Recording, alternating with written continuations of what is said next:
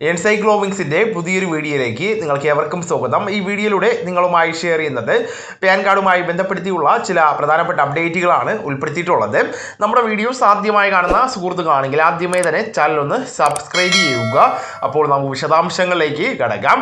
Permanent account number അഥവാ pan card എന്നത് banking ഇടപാടുകളിൽ നിർബന്ധമായിട്ടുള്ള രേഖയാണ്.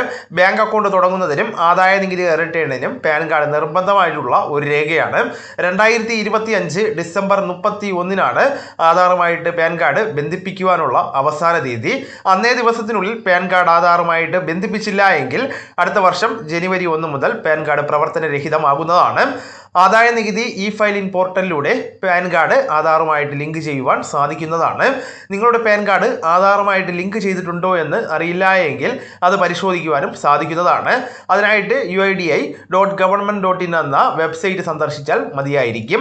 UID പാൻ എന്ന് ടൈപ്പ് ചെയ്ത് അതിനുശേഷം ഒരു സ്പേസ് ഇട്ട് ആധാർ നമ്പരും അത് കഴിഞ്ഞ് വീണ്ടും ഒരു സ്പേസ് ഇട്ട് പാൻ നമ്പരും ടൈപ്പ് ചെയ്ത ശേഷം 567678 എന്നത് അല്ലെങ്കിൽ 56161 എന്ന നമ്പറിലേക്ക് SMS അയച്ചാലും ആധാറുമായിട്ട് ലിങ്ക് ചെയ്തിട്ടുണ്ടോ എന്ന് അറിയുവാനായിട്ട് സാധിക്കുന്നതാണ്. അപ്പോൾ ഈ വിവരം നിങ്ങളുടെ സുഹൃത്തുക്കളിലേക്കും മറ്റ് ഗ്രൂപ്പുകളിലേക്കും കൂടെ ഷെയർ ചെയ്യുക. നമുക്ക് തുടർന്നും വിജ്ഞാനപരമായിട്ടുള്ള മറ്റ് വീഡിയോസും ആനുകാലിക വിവരങ്ങളുമായിട്ട് വീണ്ടും കാണാം. അതുവരെ ഗുഡ് ബൈ.